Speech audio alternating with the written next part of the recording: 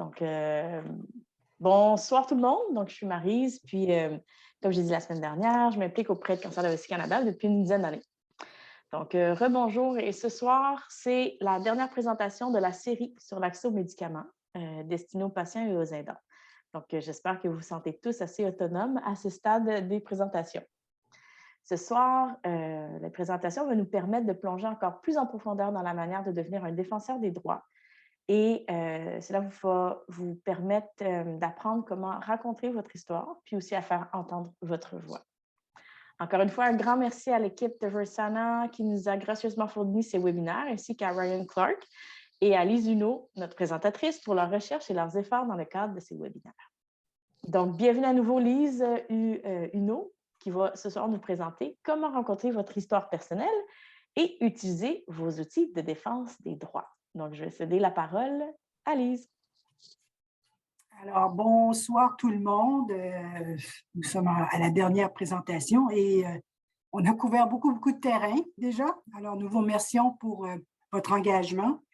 Vous avez fait preuve de beaucoup d'engagement, enfin jusqu'à maintenant, là, pour suivre tout le contenu qui vous est présenté. Alors, au cours des prochaines minutes, nous allons voir comment raconter efficacement une histoire personnelle. Alors, je vais éteindre ma caméra, comme ça on pourra se concentrer sur la présentation. Merci. Alors, dans cette présentation, nous allons aborder ce dont vous êtes tous et toutes des experts, c'est-à-dire des experts de votre histoire personnelle. Alors, en deuxième partie, on va voir comment utiliser les principaux outils de défense des droits. Alors, allons-y. Donc, pour la première partie de la présentation, nous verrons 5 points. En fait, 6. Alors, qu'est-ce qu'une histoire personnelle? Quels sont les éléments essentiels? Comment démarrer la rédaction de votre histoire? La répétition et la lecture. Et un test aussi, oui, le défi Histoire en 5 minutes. Et finalement, la liste de vérification. Alors, qu'est-ce qu'une histoire personnelle? D'abord, votre histoire personnelle est la fondation d'une intervention efficace de défense des droits. Et c'est pourquoi nous vous conseillons d'améliorer votre capacité à raconter votre histoire le plus possible. Alors, concrètement, on veut fournir un aperçu complet ou partiel de ce qui vous est arrivé en lien avec l'enjeu que vous voulez défendre.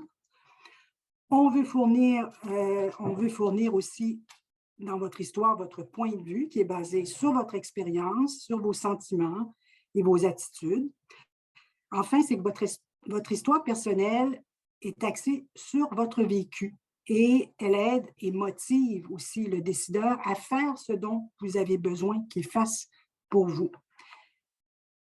Alors, votre histoire peut être racontée en réunion virtuelle ou en personne ou par écrit auprès d'un décideur. C'est votre histoire vraiment qui fait vivre votre enjeu.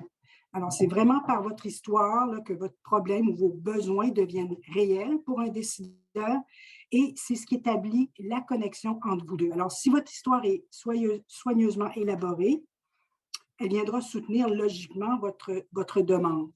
Alors, comme on l'a vu lors du dernier webinaire, l'importance de bien définir vos messages clés et d'articuler votre demande à présenter aux décideurs là, que vous aurez ciblé. Alors, sur cette diapo figurent 4 éléments essentiels qui, selon nous, devraient être inclus dans toute histoire personnelle écrite dans le cadre d'une intervention ou d'une campagne de défense des droits. Alors, examinons chacun des points plus en détail. Alors, l'objectif de cette première étape est d'établir, à partir de vos données personnelles, une image de qui vous êtes et de faire comprendre aux décideurs que, tout comme lui, vous allez travailler tous les matins, vous avez une famille, des enfants, des petits-enfants, et en fait, votre histoire s'écrit au jeu. Ensuite, vous passez de l'étape de qui vous êtes à la mise en place des circonstances qui vous ont amené là où vous êtes aujourd'hui. Donc, les faits sur votre situation personnelle, par exemple, au sujet de votre diagnostic, le moment ou les circonstances lorsque vous avez reçu ce diagnostic ou encore le diagnostic d'un proche. C'est donc le moment de parler du problème qui vous concerne et de son impact sur votre vie ou celui de votre proche aidant, celui que vous représentez. Alors, c'est vraiment l'occasion pour vous de parler à partir de votre cœur, ce qui est essentiel si vous souhaitez établir un lien avec le décideur que vous allez cibler. Vous devez ensuite passer du problème, donc par exemple du diagnostic, à l'enjeu en question qui pourrait être par exemple l'accès au traitement ou l'accès à des soins de santé particuliers par exemple. En d'autres termes, ici vous posez la question en quoi mon problème est-il important et qu'est-ce qui doit changer? Donc, à ce stade-ci, quand vous préparez votre histoire, c'est le moment de parler des défis que vous avez rencontrés et qui se rapportent à l'enjeu en question. Si l'enjeu est l'accès aux médicaments, vous pouvez mentionner tous les défis auxquels vous avez fait face, mais vous vous concentrez sur celui qui est lié au problème que vous tentez de résoudre. Enfin, sur la diapo, vous articulez une seule et unique demande, comme on l'a vu lors du dernier webinaire, et vous suggérez aussi à ce moment-ci explicitement les mesures que doivent prendre les décideurs ciblés pour donner suite à ce que vous venez de lui raconter. Maintenant que vous avez cerné les éléments essentiels de votre histoire personnelle, vous êtes prêt à démarrer le processus d'écriture de votre histoire. Alors, pour vous aider, nous vous suggérons ici quelques stratégies de démarrage qui visent à laisser votre esprit errer et à explorer des versions possibles de votre histoire. Donc, vous n'avez pas besoin de commencer par le début. Vous pouvez commencer n'importe où. Alors, juste quelques conseils. Ne visez surtout pas la perfection. Et ne vous inquiétez pas de l'orthographe à ce stade-ci ou de la ponctuation ou de la grammaire pour ne pas nuire à votre élan créatif. Évidemment, vous gardez à l'esprit que vous allez partager votre histoire avec un décideur, mais pour l'instant, vous écrivez pour vous-même et vous écrivez pour découvrir ce que vous pensez, ce que vous ressentez et ce que vous jugez être le plus important à propos de votre histoire. Alors, on va revenir ici à l'écriture libre, en fait, qui consiste à écrire pour découvrir ce que vous pensez et surtout ce que vous voulez dire aux autres au sujet de votre problème. Donc, sur la diapo, on vous présente quelques suggestions qui pourraient être utiles si vous utilisez cette stratégie de démarrage. Mais disons que la clé, c'est de déposer, de laisser reposer vos premières ébauches. Alors, lorsque vous procédez à la lecture de ce que vous avez écrit, avec un regard frais, par exemple, vous déposez votre texte un soir et le lendemain, vous portez un regard frais, là, vous recherchez ce qui ressort dans votre texte. Alors, peut-être des idées ou des sentiments que vous avez répétés, des descriptions imagées, des liens entre les idées aussi, les événements et les expériences auxquelles vous n'aviez peut-être même pas pensé auparavant. Donc, vous verrez, votre histoire va prendre forme à travers ce processus d'écriture libre. Deuxièmement, l'utilisation d'une liste peut être un moyen très efficace de faire ressortir des idées ou encore de mieux les cerner. Donc, le processus de la liste est comparable, voici l'exemple, à celui de faire une liste d'épicerie. Alors, vous écrivez détergent à lessive et tout d'un coup, moi ça m'arrive, vous vous souvenez que vous devez aller ramasser votre nettoyage à sec. Alors, autrement dit, avec le processus de la liste, vous pouvez commencer par énumérer tous les défis auxquels vous avez fait face depuis votre diagnostic. Et dans cette liste, vous allez repérer ou devenir plus conscient des défis qui se démarqueront comme étant plus pertinents à votre problème, puis très efficaces pour soutenir votre demande. Alors, il y a d'autres exemples de listes aussi que vous pouvez élaborer pour vous aider à écrire votre histoire. Par exemple, la liste des choses les plus utiles que les gens ont faites jusqu'à présent ou pourraient faire en réponse à votre diagnostic. Vous pourriez aussi faire une liste sur ce que les gens vous disent le plus souvent lorsque vous leur parlez de votre diagnostic. Il y aurait aussi la liste des répercussions des mesures, la liste des inactions politiques et de l'impact sur votre vie, alors, et ainsi de suite. Donc, une autre stratégie consiste à utiliser des photos qui peuvent être d'excellents outils de narration. Alors, si vous racontez votre histoire personnelle à l'aide de photos, vous expliquez pourquoi chaque photo est importante. Vous pouvez raconter ce qui est arrivé au moment où la photo a été prise ou encore comment vous vous sentiez. S'il y a d'autres personnes aussi sur les photos, comment se sentaient-elles? Alors, n'oubliez pas votre histoire personnelle, c'est une histoire qui est vécue et que l'utilisation des photos peut vraiment vous aider là, à aller chercher les émotions.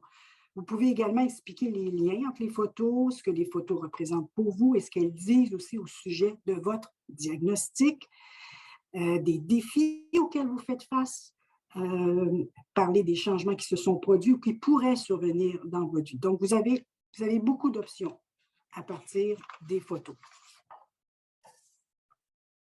La dernière stratégie consiste à poser des questions et à y répondre à la manière d'une entrevue avec un journaliste. Alors, vous connaissez probablement les questions de base qu'un journaliste pose lorsqu'il rédige un article. Donc, de qui s'agit-il?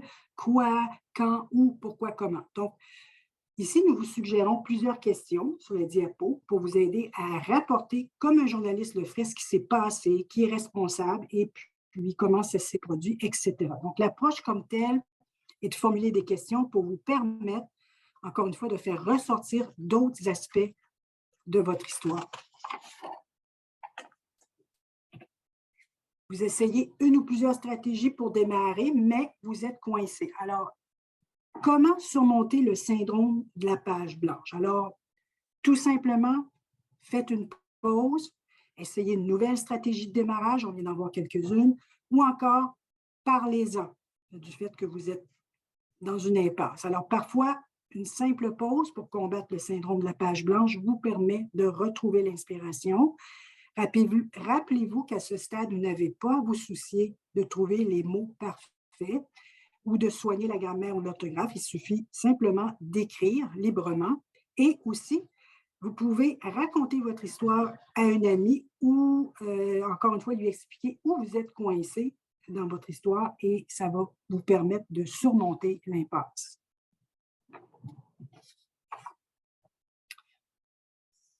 Maintenant, on passe à l'étape du raffinement de votre histoire personnelle en tenant compte des 4 mesures que nous allons voir maintenant. Alors, d'abord, je vous suggère de lire votre histoire à voix haute. Sinon, demandez à quelqu'un de vous lire votre histoire, que ce soit un ami ou un membre de votre famille. Alors, c'est vraiment la meilleure façon de vous préparer à raconter votre histoire à un décideur. Lors de la lecture, surveillez les passages où vous avez tendance à improviser. Ça m'arrive souvent. Nous le faisons tous, mais la tendance fait que vous ajoutez du contenu qui n'est pas écrit dans votre histoire. Alors, résistez à l'envie d'improviser et d'ajouter des éléments une fois que vous êtes satisfait de votre récit. Ensuite, lorsque vous lisez votre histoire à voix haute, chronométrez-vous et sachez que vous n'aurez presque jamais plus de 5 minutes pour présenter à un décideur, probablement 2 ou 3 même. Alors, ajustez-vous en conséquence. La clé ici, c'est de trouver un juste milieu en vous assurant de pouvoir prendre votre temps, mais sans avoir à vous précipiter.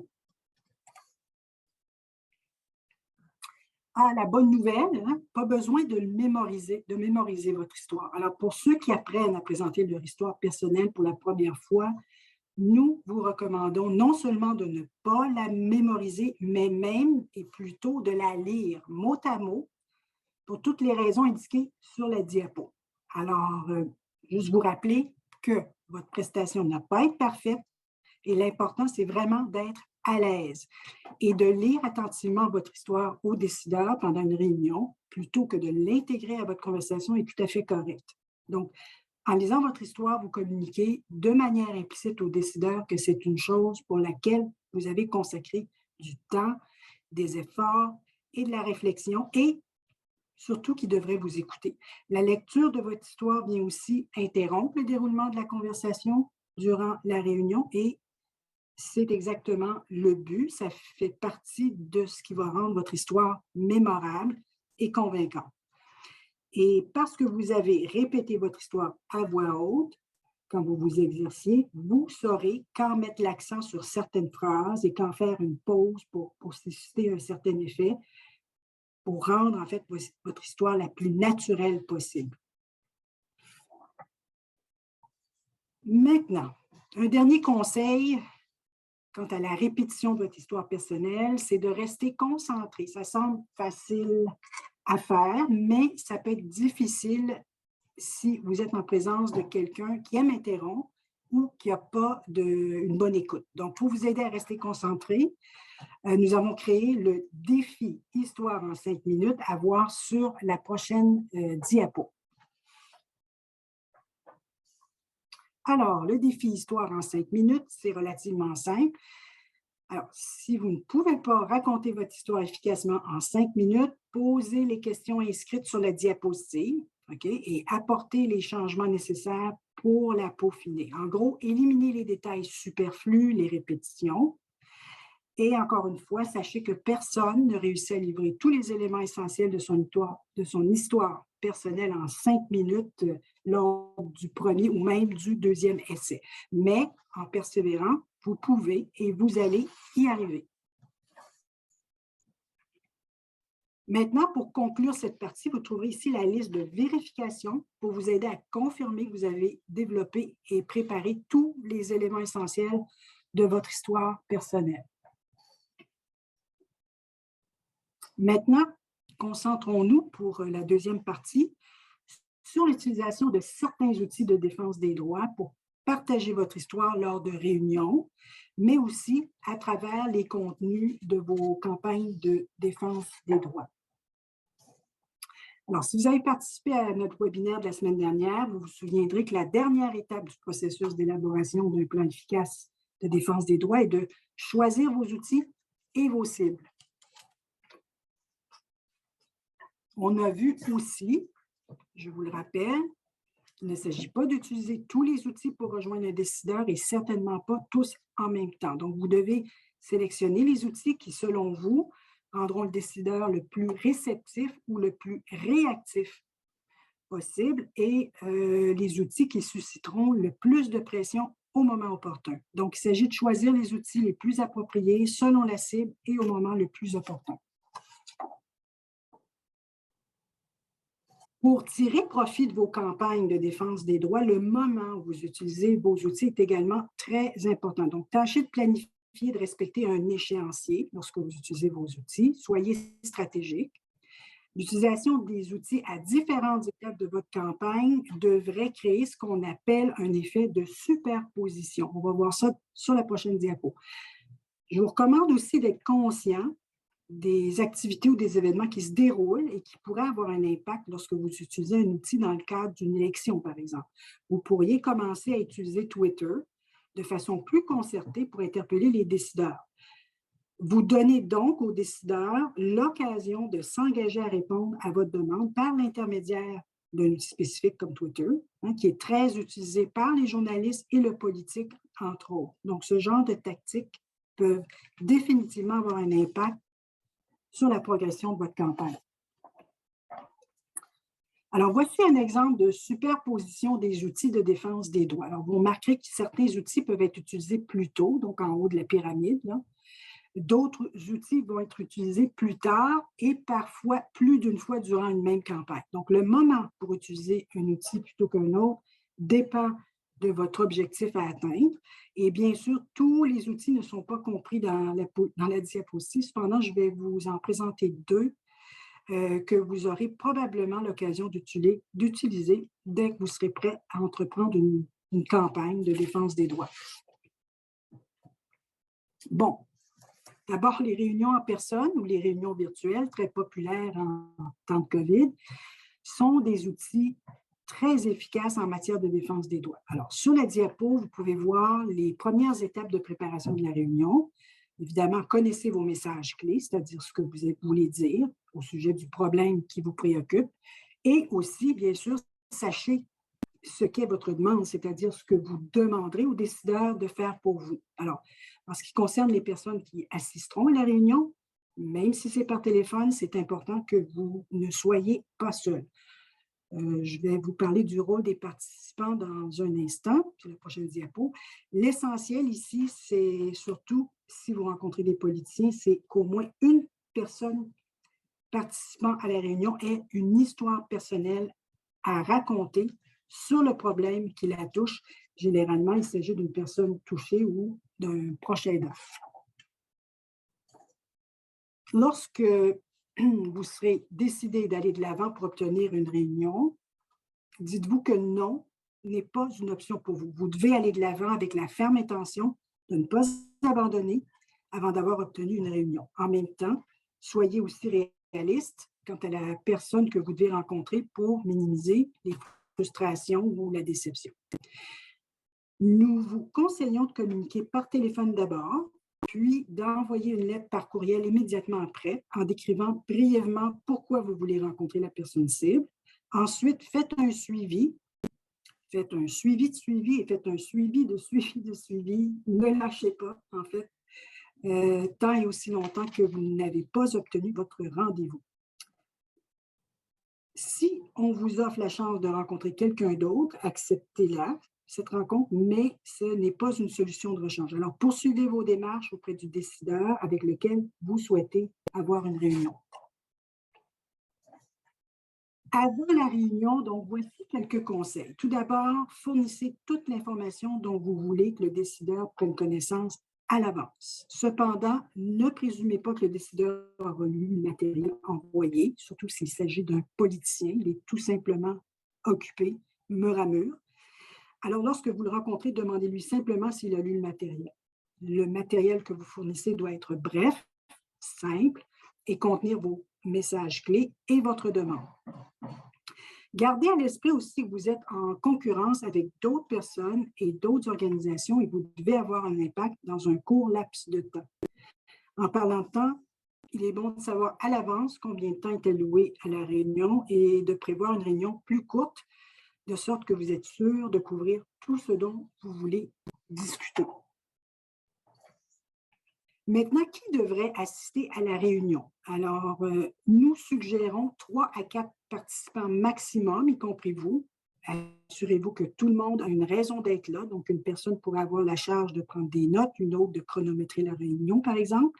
Assurez-vous aussi que toutes les personnes savent pourquoi ils sont là pour parler de l'enjeu en question et non pour parler de la pluie et du beau temps.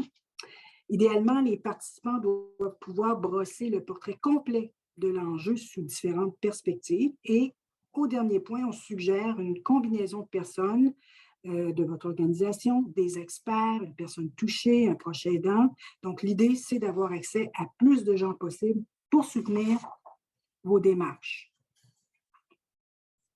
Voici quelques conseils pour les réunions en personne, mais aussi les réunions virtuelles. Donc, vous pourrez prendre connaissance directement sur la diapo. En bref, rappelez-vous qu'une défense efficace repose sur 3 choses. Présenter, écouter et répondre. Pendant une réunion, si vous vous entendez continuellement parler, alors arrêtez. Ça arrive surtout lorsqu'on est nerveux. Et si vous ne faites pas de pause, surtout, vous facilitez la tâche du décideur en lui permettant de s'en tirer sans avoir à dire quoi que ce soit et donc en ne répondant pas à vos messages ou à votre demande.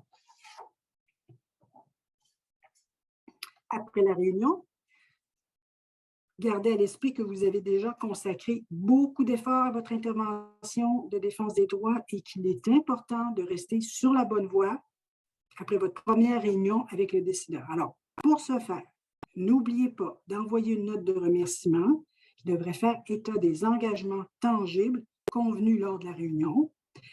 Vous pouvez le faire en partie pour, évidemment, vous aider à maintenir le cap, mais aussi pour créer un dossier à consulter en référence aux besoins. Et si vous pensez que c'est une chose à laquelle le décideur réagira, essayez d'envoyer vos remerciements via Twitter et identifier les autres personnes d'influence aux besoins pour ajouter de la pression, y compris toute organisation avec laquelle vous travaillez, mais celles-ci, vous les mettez en copie cachée. Alors, dans la défense des droits, les médias traditionnels et les réseaux sociaux peuvent être un moyen de partager des messages avec un public plus large et aider à amplifier votre voix. Alors, les réseaux sociaux sont aussi un moyen simple de rejoindre les gens qui se soucient de vous et de votre enjeu, vos partisans. Et l'utilisation des médias pour mettre de l'avant votre histoire peut vraiment accroître la pression sur un décideur et le motiver à apporter un changement. Donc, vous comprendrez que le fait de parler de votre histoire sur la place publique par le biais des médias peut vraiment ouvrir la conversation au sujet de votre enjeu. On passe alors d'une conversation en face à face avec un décideur à une conversation beaucoup plus vaste. Alors, si vous choisissez de rendre votre histoire publique, utilisez les bons médias au bon moment et de la bonne façon. Autrement dit, demandez-vous quel média serait le plus intéressé par votre histoire, surtout si votre histoire personnelle devient d'intérêt public, c'est-à-dire qu'on passe des médias communautaires aux médias nationaux. Vous devez également considérer quand serait le meilleur moment pour utiliser les médias. On a déjà vu dans la diapo illustrant la superposition ou l'effet de superposition des outils, quand les utiliser selon le stade de votre campagne de défense des droits. Encore quelques conseils au sujet des médias. Donc, de communiquer votre histoire par le biais des médias, qui sont en fait un public de relais pour rejoindre votre cible. Ce n'est généralement pas la première étape d'une campagne de défense des droits, à moins que l'objectif soit de sensibiliser le public au sujet d'un enjeu qui est peu connu, ou encore s'il y a un besoin urgent d'attirer l'attention sur un problème. En d'autres mots, vous pouvez avoir recours aux médias pour établir les bases de votre défense des droits par la sensibilisation et pour créer un sentiment d'urgence autour de votre demande.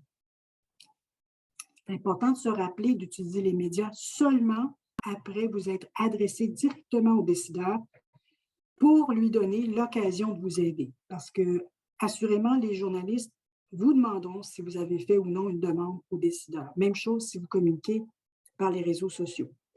Vous pouvez aussi demander à une personne ciblée auprès de qui vous défendez vos droits, surtout si celle-ci n'est pas on peut rejoindre le décideur ultime, si elle serait disposée à faire des entrevues médias à vos côtés. Si vous jugez qu'il est temps de mettre de la pression sur un décideur, vous pouvez retourner vers les médias avec des nouveaux messages pour refléter où vous en êtes dans vos efforts de défense des droits. Évidemment, à l'ère des réseaux sociaux et du numérique, vous pouvez mener une campagne virtuelle qui peut s'avérer très, très efficace. Mais rappelez-vous qu'il est primordial d'agir dans le monde réel avec des tactiques en personne et sur le terrain. Et pour qu'une campagne de défense des droits soit réussie, nous avons besoin d'une variété d'activités, y compris certaines activités qui nous permettent de rejoindre un grand nombre de personnes à l'aide d'outils numériques qui jouent un rôle aujourd'hui très important. Mais le défi, ce qu'il faut retenir, c'est que le défi consiste à convertir le soutien passif. Donc, c'est super agréable de recevoir des likes sur Facebook, par exemple, mais on doit convertir ce soutien-là en engagement actif, ce qui requiert beaucoup plus de temps, comme une campagne massive de lettres envoyées au ministre de la Santé. Et ça, c'est la clé d'une intervention numérique efficace et porteuse. Il y a donc une panoplie d'outils et de canaux différents que vous pouvez utiliser pour la défense des droits, et en voici quelques-uns sur la diapositive. Encore une fois, tenez compte de votre public cible lorsque vous choisissez vos outils en fonction de l'impact désiré en termes de partage de contenu. Et comme nous l'avons vu, il s'agit d'ajuster le ton, le contenu des messages et de les superposer tout au long d'une campagne de défense des droits. Alors voilà, c'est ce qui conclut notre présentation aujourd'hui. Je vous remercie pour votre attention et il me fera plaisir de prendre vos questions. Merci beaucoup, Lise, pour la présentation. C'était extrêmement instructif. Si jamais il y a des questions des personnes présentes, vous pouvez tout simplement les poser avec l'outil Raise Hand. Je ne sais pas si par Zoom, il y a la version française. Moi, je ne l'ai pas vue. En tout cas, levez la main. Sinon, c'est ça. Donc, vous avez vraiment, Lise, expliqué le processus là, en étapes claires. Puis, vous avez aussi donné beaucoup de conseils utiles. Merci de nous avoir appris à élaborer notre histoire, puis aussi à trouver notre public cible. D'ailleurs, cette série de webinaires a été vraiment instructive, puis on est vraiment reconnaissant donc, pour ces présentations qui seront disponibles sur notre site web à la suite des présentations. Je veux savoir si, donc, s'il n'y a pas de questions, j'aurais peut-être élaboré quelques questions, Lise, que je pourrais vous poser. Ça va? Donc, c'est ça. Je connais quelqu'un qui est aidant d'une personne atteinte d'un cancer de la vessie. Est-ce qu'elle peut développer une histoire personnelle? Ben, merci pour votre question. En fait, oui, un proche aidant peut développer son histoire personnelle en tant que proche aidant. Alors, l'histoire comme telle va servir le même objectif, c'est-à-dire fournir le point de vue, hein, celui du proche aidant, mais encore une fois, va servir l'objectif de créer une connexion avec le décideur. Donc oui, tout à fait, un proche aidant peut écrire son histoire personnelle. Tout à fait. C'est très, très intéressant à savoir. Est-ce que, donc, que dois-je faire si une personne autre que la personne cible de défense des droits propose une réunion? Est-ce qu'on doit l'accepter? Assurément, on peut accepter cette invitation-là, mais toutefois, on doit quand même poursuivre nos démarches pour obtenir le rendez-vous avec notre cible, avec la personne qu'on a identifiée comme étant notre cible. Donc, cette réunion-là, évidemment, on peut l'accepter. On peut en profiter aussi peut-être pour se rapprocher de notre cible. Par exemple, si notre cible, c'est le ministre de la Santé, bien, puis qu'on a un rendez-vous avec son cabinet, avec son attaché politique, bien, on peut quand même aller rencontrer l'attaché politique. Mais gardez en tête de poursuivre vos démarches jusqu'à ce que vous obteniez le rendez-vous que vous souhaitez. Il ne faut pas lâcher. Persévérance, et ça prend du temps. C'est bien ça. Et c'est possible. Oui, tout à fait. Que dois-je faire si mon histoire personnelle dure plus de 5 minutes? Puis-je envoyer une version écrite qui est plus longue à mon élu avant ou après la réunion? Donc, je sais que c'est important de mettre ça en très court, mais... C'est une bonne question. C'est une bonne question. Vous pouvez avoir une version plus longue. Vous pourriez même avoir une version plus courte. Okay. Et vous pouvez effectivement l'envoyer avant ou après une réunion. Mais je dirais que les mêmes règles s'appliquent, c'est-à-dire les règles selon lesquelles vous devez vous assurer de ne pas dépasser une certaine, disons, pas plus qu'un feuillet ou pas plus qu'une page et demie. Et surtout, concentrez-vous sur les informations qui vous permettent de soutenir votre histoire personnelle et aussi votre demande. Donc, encore une fois, oui, vous pouvez avoir, comme je vous dis, une variation sur votre histoire, plus ou moins longue que vous utilisez comme bon vous semble, mais respectez quand même certaines règles au niveau de la longueur, puis au niveau des informations qui sont bien concentrées sur votre enjeu, sur votre problème, sur votre situation personnelle. OK, très intéressant. C'est un bel exercice, en tout cas. Merci de nous avoir plongé dans cet exercice-là. Je trouve ça vraiment intéressant. Merci beaucoup. S'il n'y a pas de questions des personnes présentes, je vous remercie d'avoir été présent. Puis aussi un immense merci à Lise Huneau puis à l'équipe de Versana. Cette série a été très, très instructive et stimulante. Puis maintenant, on peut dire qu'on est une armée de défenseurs des droits. Merci beaucoup. Si jamais vous avez des commentaires, écrivez-nous à info-cancer-de-la-vessie-canada.org. Et sur ce, je vous souhaite de passer... Merci, Teresa. Sur ce, je vous souhaite de passer une excellente soirée. Merci, Lise, et merci, Chassa, Teresa et tout le monde qui était présent. Donc, au revoir. Beaucoup. À bientôt. Au revoir tout le monde.